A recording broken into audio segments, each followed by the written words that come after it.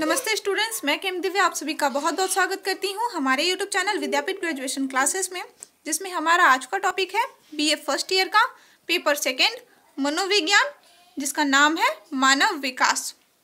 तो आज हमारा टॉपिक है पहला अध्याय अर्थात मानव विकास, जिसका हम थर्ड टॉपिक पढ़ने जा रहे हैं कि विकासात्मक मनोविज्ञान का महत्व क्या है और इसके मूल उद्देश्य क्या हैं। तो टॉपिक को स्टार्ट करने से पहले आपको नीचे सब्सक्राइब का बटन दिख रहा होगा। अगर आपने मुझे सब्सक्राइब नहीं किया है तो प्लीज़ इसे सब्सक्राइब कीजिए। तो ठीक है, अब टॉपिक को आगे बढ़ाते हैं। अगर विकास मनोविज्ञान के उद्देश्य की अगर हम चर्चा करें तो इसमें तो कह सकते हैं कि विकासात्मक मनोविज्ञान का क्षेत्र बहुत ही बड़ा है। आधुनिक युग में विकास मनोविज्ञान का महत्व काफ़ी बढ़ गया है और इस युग को तथ्य का युग भी कहा जाता है। और जिस तथ्य के ऊपर हम तर्क वितर्क करते हैं एंड एक्चुअली रियलिटी तो ये है कि जितना ध्यान हम बालक के विकास की तरफ देते हैं उतना ही व्यक्ति के विकास की तरफ भी देते हैं। और जितना जोर हम आज के समय में विकास किस प्रकार से हो रहा है, क्या कमी है, क्या विशेषताएं हैं, इतना ध्यान देने लगे हैं, वैसा कभी भी किसी भी युग में नहीं हुआ है। अर्थात पहले के ज़माने में क्या होता था कि अगर बच्चा गलत हो गया या फिर उसके अंदर कुछ असामान्यता है तो इसे हम प्रकृति की देन मान करके रख लेते थे, परंतु आज की डेट में हम इन सारी समस्याओं का समाधान ढूंढते हैं और जो समाधान ढूंढते हैं वो विकासात्मक मनोविज्ञान के अंतर्गत ढूंढते हैं। इसके अंतर्गत जहाँ बालक के माता पिता बालक का सर्वांगीण विकास पालन पोषण करना अपना एक कर्तव्य समझते हैं, उसी प्रकार सरकार भी तथा समाज भी अपना कर्तव्य समझते हुए उन्हें अर्थात बच्चों को सुयोग्य नागरिक तथा अच्छा व्यक्तित्व बनाने का प्रयास करता है। सभी जानते हैं कि स्वस्थ बालक ही एक राष्ट्र का स्वस्थ भविष्य होता है और एक बच्चे के आधार पर ही एक देश का सांस्कृतिक, आर्थिक तथा राजनीतिक विकास भी संभव हो पाता है, क्योंकि बालक ही बड़ा होकर के बड़े से बड़े नेता, कलाकार, वैज्ञानिक, दार्शनिक, लेखन, इंजीनियर, डॉक्टर आदि होते हैं।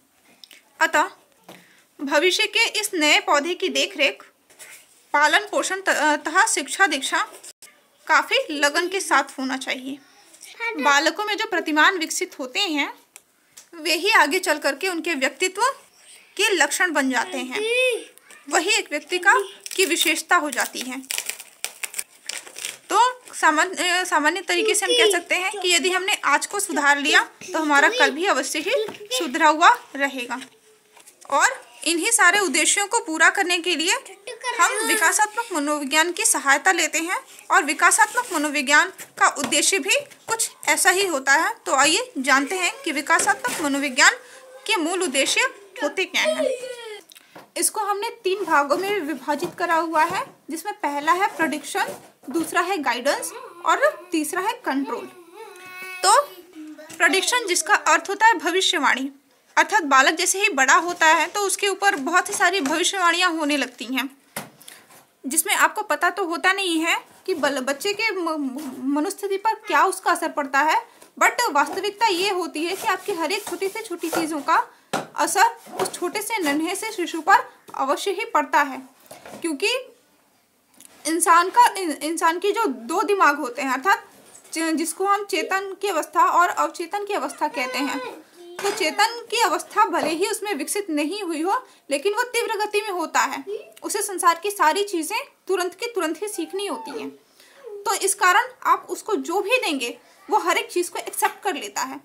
फिर जैसे वो बड़ा होते जाता है वैसे ही वह उस चीज़ को नेगेटिव और पॉजिटिव 2 चीज़ों में डिवाइड करने लग जाता है।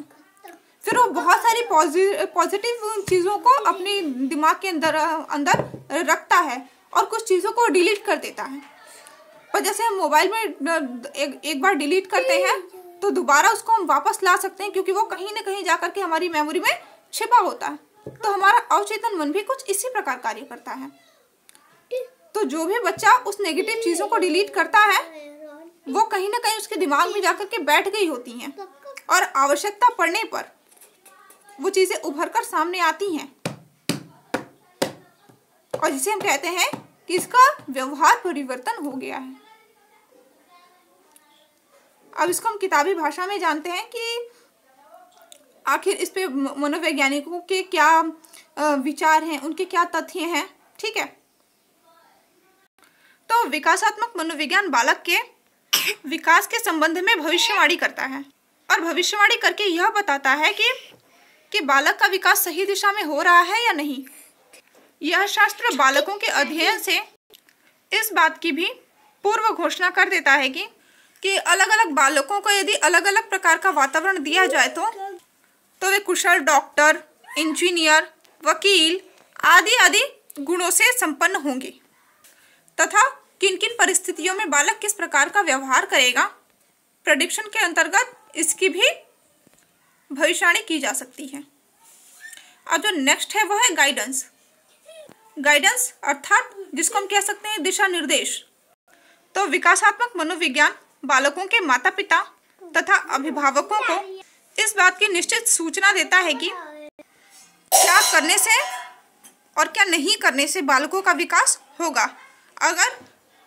जैसे हम अगर बच्चों को शिक्षा दे रहे हैं पेंटिंग करने का, तो ऑब्वियस सा बात है कि वो आगे चल करके पेंटर बनेगा, और अगर हम उसे कुछ गलत सिखा रहे हैं तो वो आगे चल करके गलती ही करेगा। तो विकासात्मक मनोविज्ञान हमें यह भी सिखाता है कि एक बच्चे का मार्ग निर्देशन हमें कैसे करना है। मार्गदर्शन से भविष्यवाणी को सार्थक बनाया जा सकता है। अब आते हैं कंट्रोल पर। विकासात्मक मनोविज्ञान का तीसरा उद्देश्य जो है वो है कंट्रोल अर्थात नियंत्रण की स्थिति। विकासात्मक मनोविज्ञान नियंत्रण भी करता है। तो विकासात्मक मनोविज्ञान नियंत्रण भी करता है। इस कार्य में बालकों का नियंत्रण करने में माता पिता, अभिभावक, पड़ोसी, मित्रों, अध्यापकों तथा अन्य लोगों का सहयोग लेता है।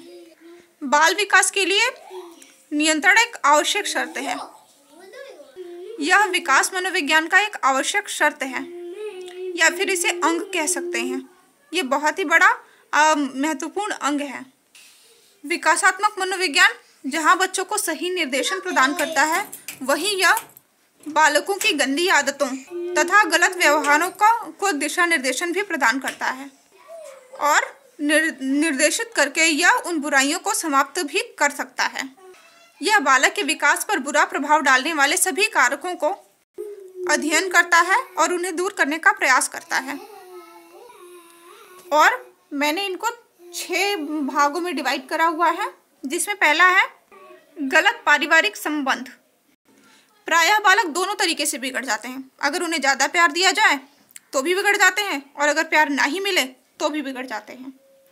तो हमारे लिए, एक माता पिता के लिए और परिवार के सभी सदस्यों के लिए, अगर उनके घर में अगर एक बच्चा है तो उनकी ये जिम्मेदारी बनती है कि वो बच्चे को इन दोनों ही प्रकार से ढाल करके रखें, उनके बीच में संतुलन बना करके रखें।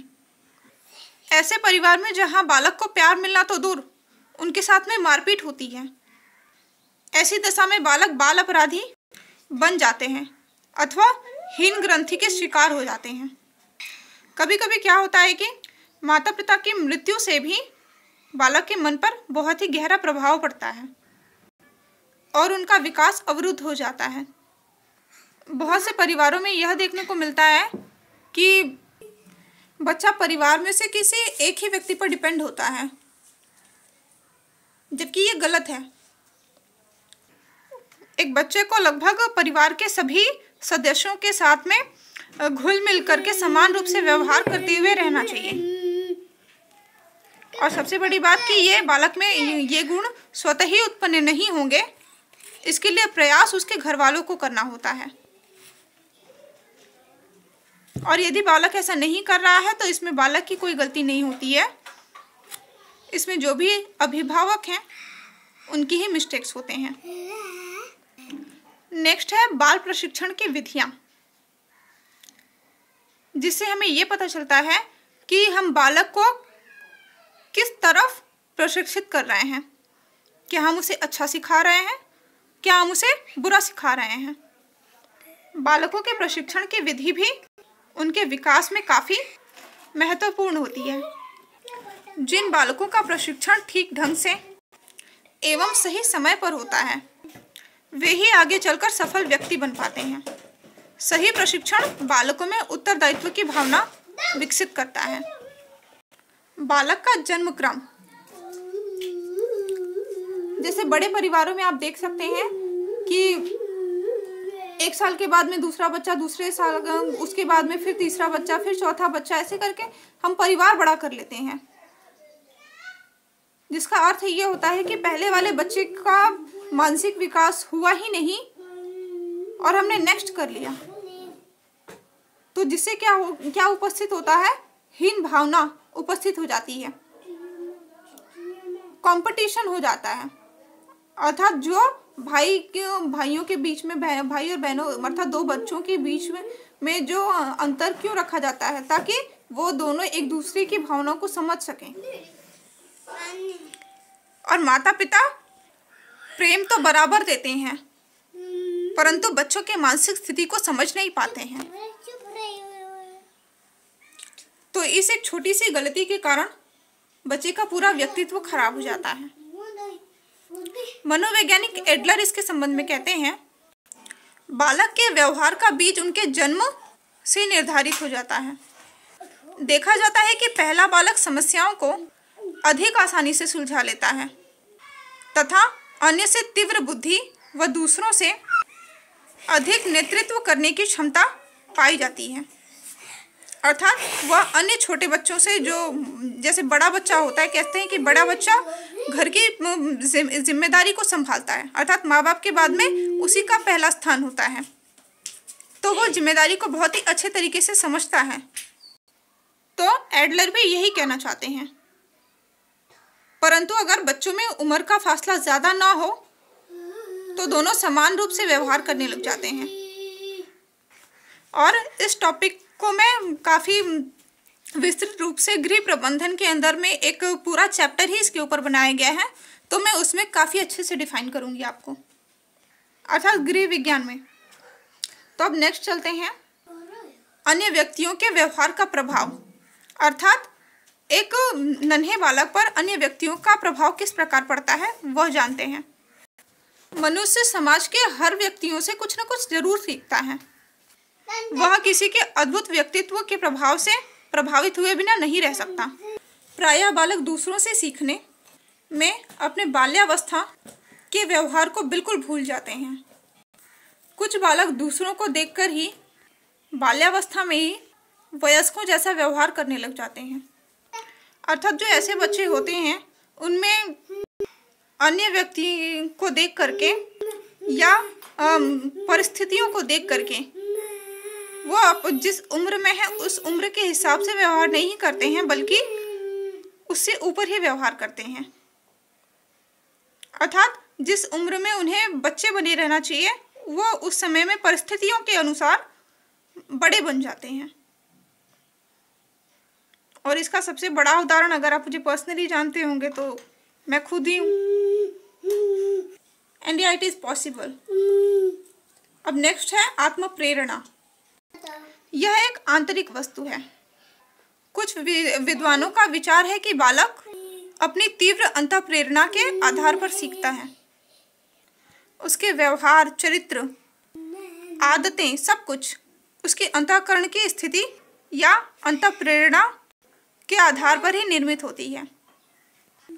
विपरीत वातावरण तथा परिस्थितियों, अर्थात विपरीत पारिवारिक वातावरण तथा परिस्थितियों के दौरान भी कुछ बालकों का विकास तीव्र रूप से होता है और जो सही दिशा में होता है, और इसका मूल कारण अंतःप्रेरणा होता है।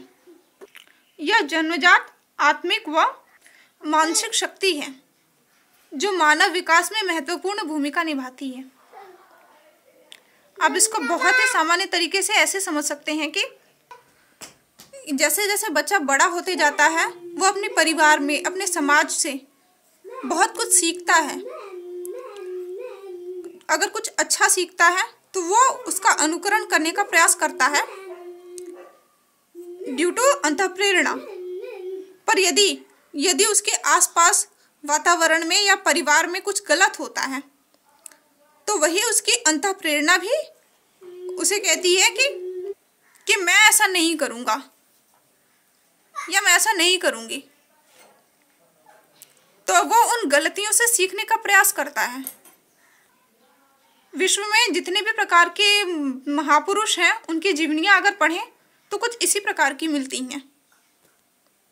और इस बात के साक्षी हैं कि गरीब परिवार में जन्म लिए बालक या अभाव के कारण, अभाव के वातावरण में जिनका लालन पालन हुआ हो या जिनका शारीरिक स्वास्थ्य अच्छा नहीं रहता हो, जीवन भर विपरीत परिस्थितियों के संघर्ष के बावजूद वो कुछ अच्छा कर जाते हैं। और ये सिर्फ होता है उनकी अंतःप्रेरणा। और ये अंतःप्रेरणा जो बच्चे सही और गलत, नेगेटिव और पॉजिटिव,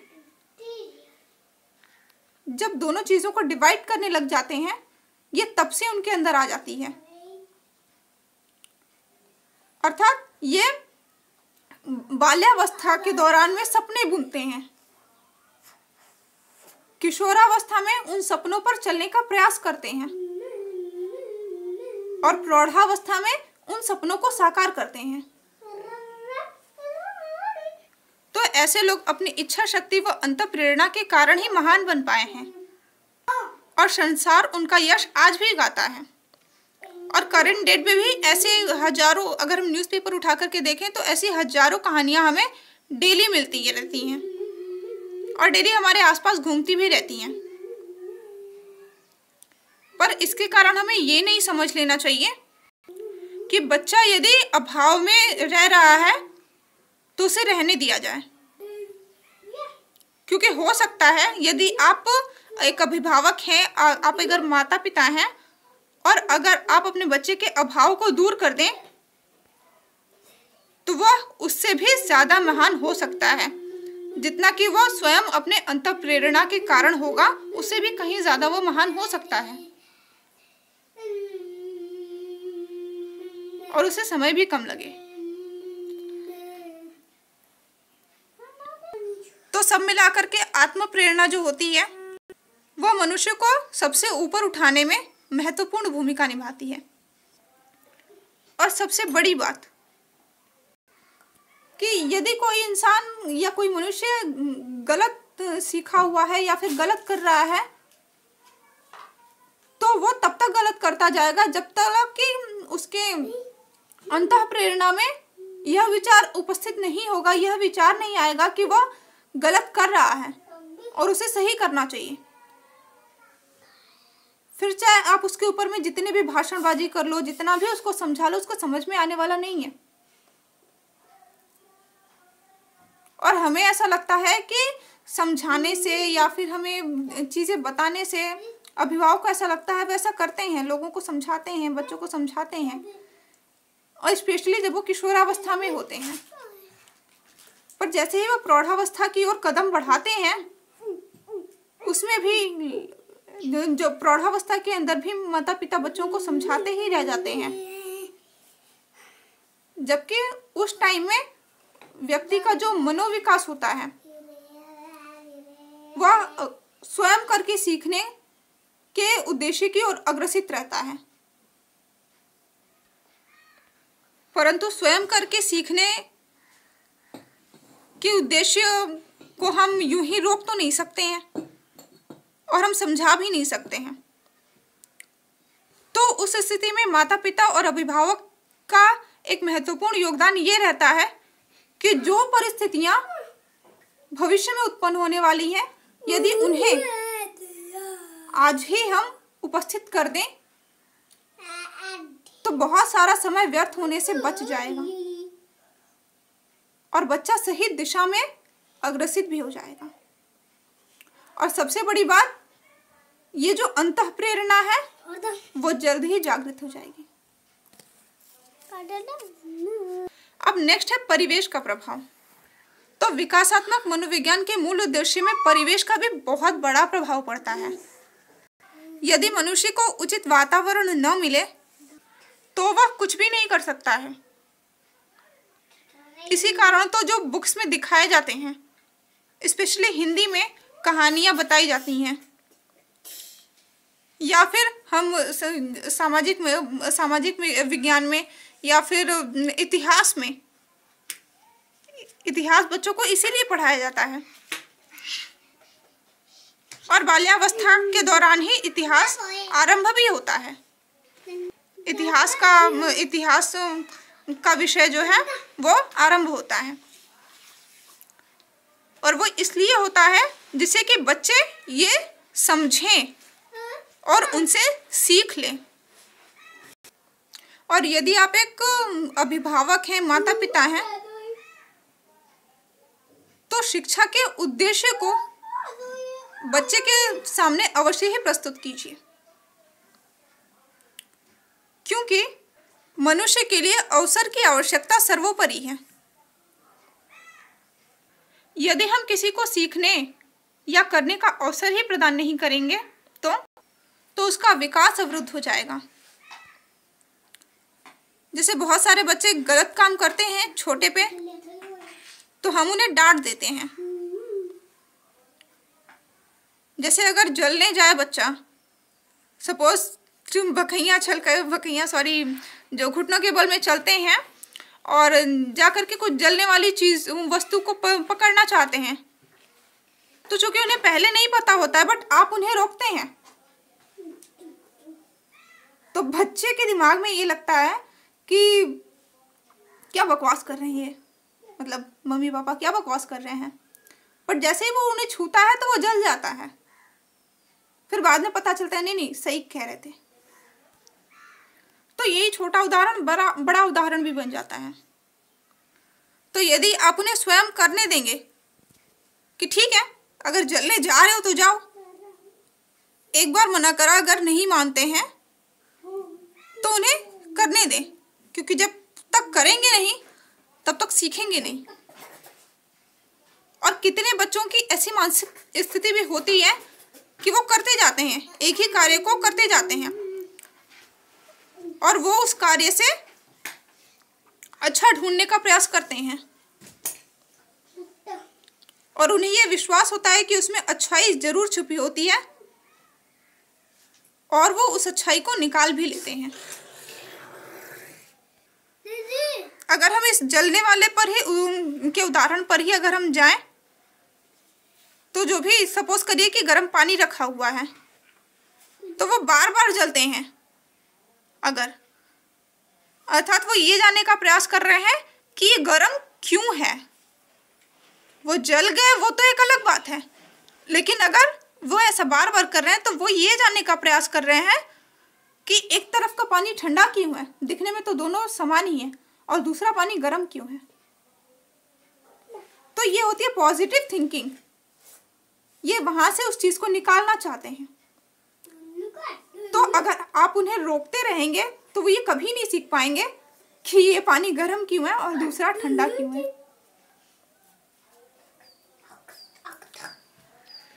तो बालक का विकास बहुत कुछ इस बात पर निर्भर करता है।